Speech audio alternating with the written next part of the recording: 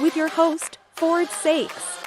Hello, this is Ford Saeks. Welcome to another episode of Fordify Lies. Today's guest is Charles Watson. He's the CEO of Tropical Smoothie Cafe, and I met him at the International Franchise Association. We were on a panel together where he shared some amazing ideas and strategies for culture. But today I want to find out a little bit more about his journey and the journey of Tropical Smoothie Cafe. Charles, welcome to the show.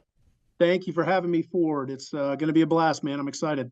Well, thanks. Well, we are live right now on Facebook, LinkedIn, and YouTube. This also becomes an audio recording for a podcast called The Business Growth Show. So what got you interested in franchising to begin with? Well, in my early days in the womb, I was thinking, Right. I wish I had a wonderful origin story, but mine is, similar to others. I went to college. I went to Cornell University. I went to the hotel school, the hotel and restaurant school there. And when everyone was getting out of school, I looked over, everyone was going into consulting and investment banking and all these cool things that I wasn't able to get interviews for. Let's just put it that way, Ford. And I said, I just graduated from this hotel school. I grew up working in restaurants. My dad was in the restaurant, independent restaurateur for many years. So I grew up washing dishes and waiting tables and tending bar. I saw my dad economically sort of go up and down with that, right? So that scared me a little bit, I think, early on. And so I said, bam, I'm going to use my degree and I'm going to go into hotels. Well, what I didn't even realize at that time is I went into hotels and I went to work for a company called U.S. Franchise Systems, which was based in Atlanta, had 3 different hotel brands. And I moved immediately from New York to Boston to sell hotels, which were franchises. Wow. So I had a very quick introduction to both hotels, franchising, and franchise development or sales, as the old school term for it is. And so that was my introduction. That's what got me started, and I haven't left franchising since. Well, I was speaking in a group last week, and I told them, the definition of sales and marketing is just giving people enough of the right information that they can make good decisions. So it doesn't matter whether they're a B2C brand or a B2B brand, or whatever. And the success that I've seen with you guys, I mean, you're almost at 1,200 locations, aren't you? Oh, Ford, you're behind, buddy. We just crossed 1,300. We've got 1,309 locations open as of today. I always know that number because we got a lot of important franchisees operating those cafes. Well, fantastic. Well, first of all, tell the listeners and the viewers, what is Tropical Smoothie Cafe? Now, and of course, with those many locations across the country, people have probably seen it, but what makes your brand stand out over other types of brands that might offer similar products? Sure. Honestly, I think it's our opportunity that we take every day to try to live our vision and our mission and our core values. Right there, you go, CEO speak right off the bat. No, but it's the right thing, right? I mean, it's the right thing to do. Yeah, at the end of the day, we believe that our purpose is to inspire better. Charles, inspire better. What do you mean? Well, we believe it's an opportunity to put out a vibe and an energy in our cafes. And by the way, our cafes are just members of a local community, right? Our cafes, their trade area is 3 to 5 miles right around where their store is, right? And we like to call it, kind of encouraging your best self, right? And for Tropical Smoothie, it's about using our platform, as we say, to kind of breathe fresh air and sunshine into a culture, Ford, that we think really needs it. So we want to be a little bit of beacon of happiness and light. Now, we back that up with some fantastic tasting smoothies. I think we make the best smoothies in the world. I think that's a differentiator. And also we serve food, right? So about 40% of our sales are in food.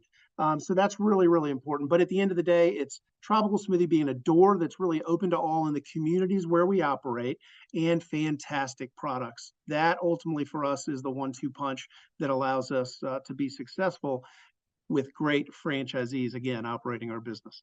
Well, only a great franchise model like what you have allows you to grow to the level that you have. And what was your journey like? I mean, now you're the CEO, but when did you come over to this franchise brand, and what was the journey like for you?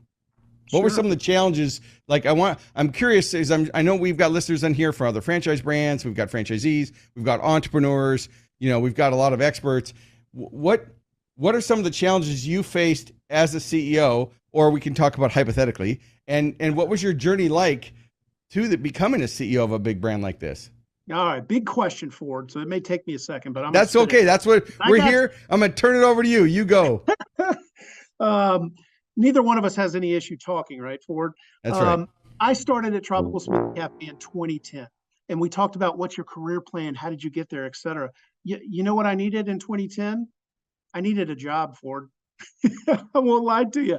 And a gentleman that I had worked with at US Franchise Systems early in my career left there, went and started with the founder, a company called Rourke Capital. His name was Scott Presley. So he worked at Rourke for some time, and then he went out on his own and started doing private equity deals in the franchise space through a company called 10 Point Capital. So I had known Scott. He approached me in 2009 and said, "Hey, I've got this brand down in Florida. I'm working with the entrepreneurs that own it. They really need some development help. Would you have any interest?" And I went, "Tropical what? Never heard Right. of it. Never heard of it."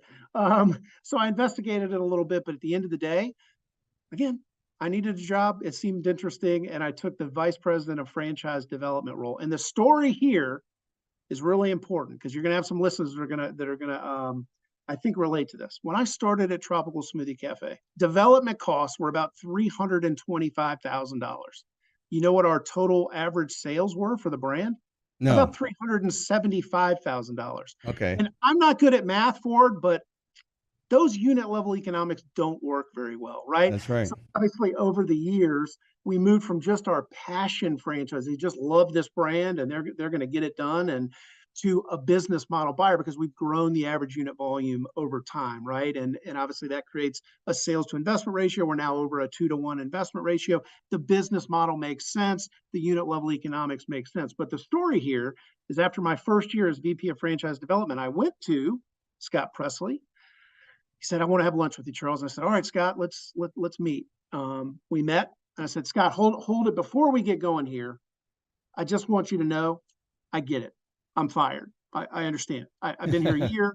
I've only sold 17 franchises. I get it. I don't want you to you don't need to make it hard."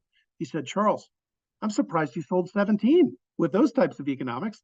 Right. So it's always a joke and a funny story that we tell. But the magic of the brand is bringing great franchisees, putting together great marketing programs and a great product to drive sales first. If you drive sales and you have franchisees that are happy, because one of the big components of that is making money, right? Restaurants, the money has to flow through, right? The higher your sales, you're going to have higher flow through and you're going to make more money. So year over year over year over year for the past 10, 12 years, we've been able to drive higher average unit volumes and drive more profitability for our franchisees. And guess what that does? You sell a lot more franchises that Yes, you way, right? So do. it's been a grind, right? Every year, grind in a good way, right? And now we're at a lucky place where, yes, we do have some brand awareness. We do have over 1,000 locations, and we do have a lot of franchise development interest that allows us to continue to grow the brand, which then continues to allow us to pursue our mission of inspiring better because we're in more 3 to 5 mile radiuses in more local communities. So try to get all that in there at once. I don't No, know how. no, but that's so important. I mean, because when you think about sales, whether it's the first sale, repeat sales, referral sales, it comes down to all the marketing and sales in the world won't outperform poor service. So on top of having great quality, you guys are known because of your vision and your mission and how you work with your franchisees through franchise relations, that they really understand the value of delivering great service. Like you said, a great experience, because if they have a great experience, then they're going to be remarkable. They're going to tell other people and it's going to help build momentum, right? Our value chain is very simple, right? At the end of the day, we're what I like to call a straight franchisor, right? We own one tropical smoothie out of 1,309. You go, how can you run a company? You only run one restaurant. It's fair. You either kind of fall on one side or the other of that. I believe that our job is to service franchisees. Yep. Franchisees are our customer. The better we train them and serve them, the value chain then is they then serve the guest, right? They provide great service and hospitality to the guests. So we have kind of one extra step in there, so to speak, that's a little bit different, but we've had some success with that model.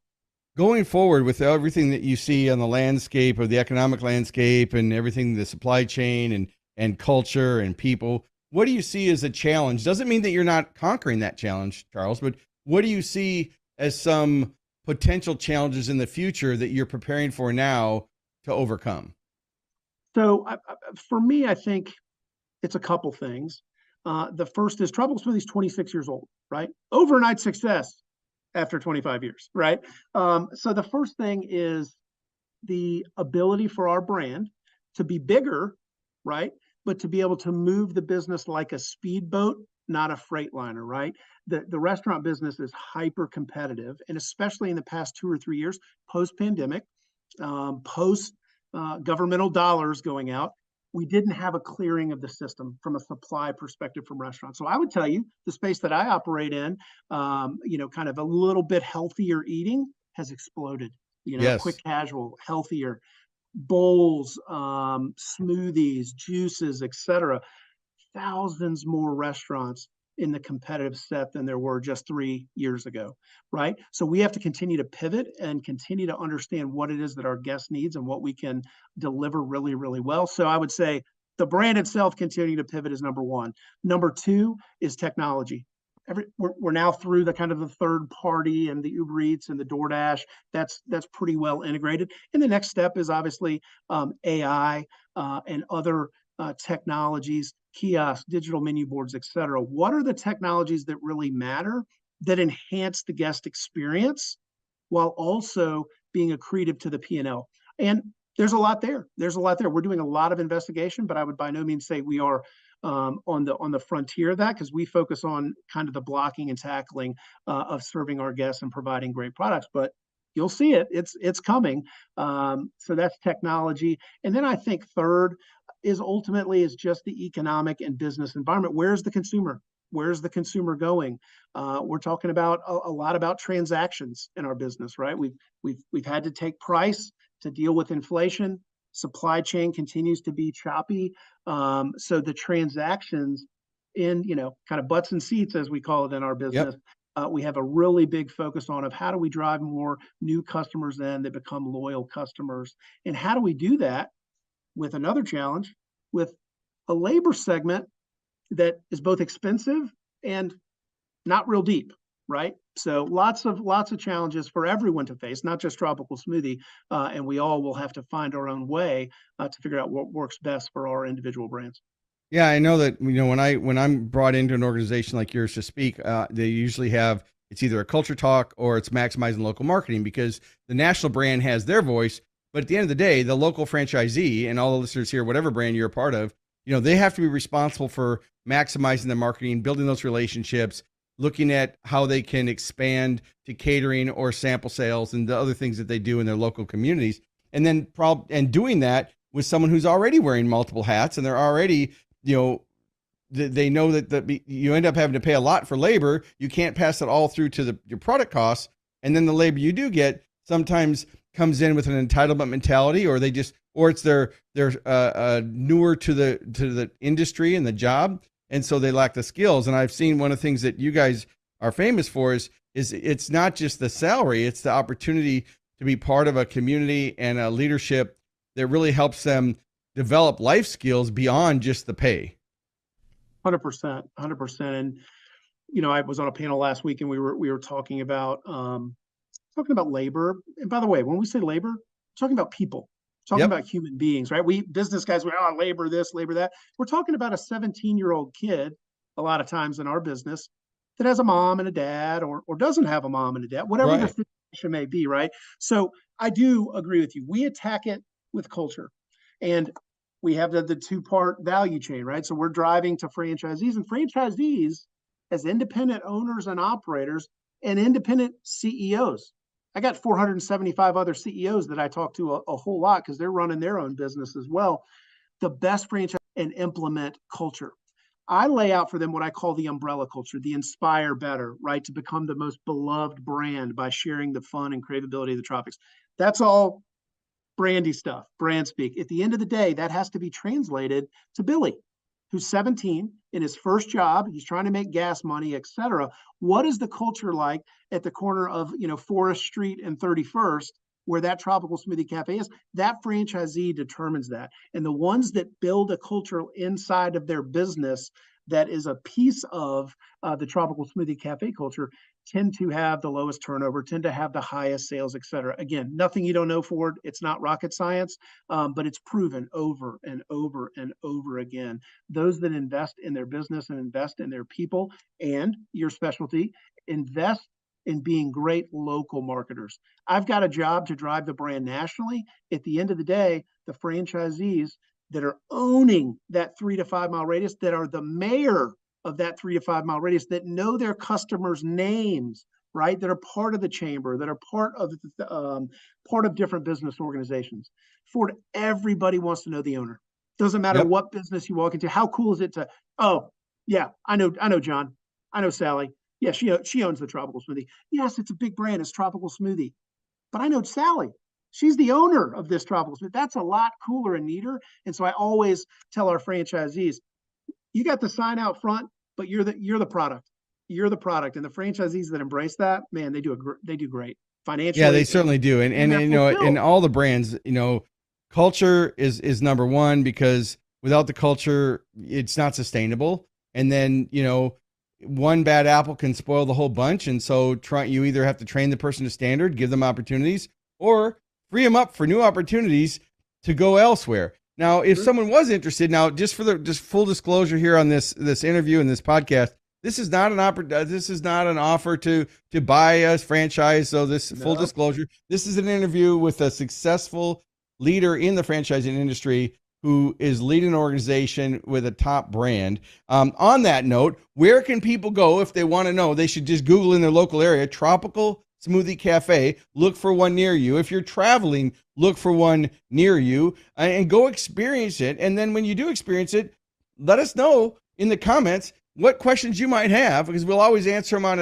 a further episode, or connect with Charles on LinkedIn, or send something into the corporate office, because they're always interested in hearing back from the customers. And that's one of the things I felt was really unique about your brand is you aren't just saying these things. You're not just saying inspire better. You're actually living it. And that's what I've seen when I've gone into the locations as a mystery shopper, you know, before this interview and before we were at the International Franchise Association. It really carries through that it is a family and the brand really does care.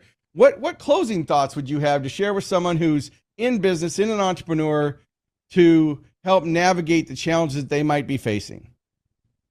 Oh, that's such a great question, Ford. I always go to sort of know thyself. I'm a big believer that a human being, the person, Ford, Charles, know thyself. Know not just what you're good at and you're not good at, and the things you're not good at have somebody else do. Yep, we know all that. Know who you are at your heart and at your core. To see how you can align that with a brand or your current business or your employees. Birds of a feather flock together, right? And so, especially if you're an entrepreneur and you're driving any kind of business, again, it's back to culture, but it's also the birds of a feather, and understand what the qualities are that you're looking for to add to your tribe, right? Because at the end of the day, I believe, and we do this at our support center, my belief, and it's a little wacky, it doesn't work all the time. No, it's good. You're going to join Tropical Smoothie. I work for Tropical Smoothie Cafe LLC, the corporate support center in Atlanta. That's how it starts. That's how week 2 or 3 at our support center starts. I hope by month 2 or 3, you look around, you go, hey, I got a bunch of colleagues here. Yeah, I'm at Tropical Smoothie. I got a bunch of colleagues. Oh, we got great franchisees. I like the people I work with, et cetera. And then maybe in a year, 2 years, or 3 years, our support center employees are going, these are my friends. These are my friends that I work with. Because how are you supposed to get up every day and go to work? You got to do it for something more than a paycheck, right? And so having people surrounding you as you're leading an organization that you can get to buy in and that enjoy the people they work with. Yes, the work, but also the people. Because I will tell you, we've been through some hard times over the 13 years I've been at Tropical Smoothie, and it is always the people that get you through. And humans are social creatures, and we got to be in environments where we enjoy the people we work with to accomplish whatever the work is. Well, that's some sage advice. I mean, I've got a Tropical Smoothie that's literally 3 blocks from my house. So the unit I have near me is on Mays Road in Wichita, Kansas. They opened maybe a year ago, a little, maybe more. But the first time I went there was before I knew you and before I knew the brand. And the smoothies were great. And the food was great. And I was like, I didn't expect to go in and get food. Like when I first went in, I expected to get a smoothie. And then I saw the healthy food, and the food was really good. And the staff was happy. They were friendly. And I was like, what a great experience. What a firsthand experience to see a brand in action. And there was no owner in the room that time I was there, meaning that the staff that was there that was in high school or whatever, but they ran it like a business. Like they were taking care of me. The bathrooms were clean. The tables were clean. They were servicing everybody. They were, it was just a fun, healthy, great experience. So I want to thank you for being on the show today, everybody. We go live on Fordify Live Wednesdays at 11 a.m. And then this becomes the Business Growth Show, the Business Growth Show podcast that comes out after the live show. But Charles, thanks so much. I hope we see each other. If there's anything I can ever do for you and your brand, let me know. For those of you know, I'm the author of a book called Accelerate, which is how to maximize local marketing and boost sales for franchisees. A lot of franchise brands use them as a onboarding with their group. But Charles, I knew when we were on that panel, you were someone that was really, you weren't just answering questions, you were actually delivering real advice and ideas, which you've done here today. So I just can't thank you much. Thanks so much for being a guest today. Thank you, Ford. I appreciate it. Such a pleasure. Thanks for all you do as well.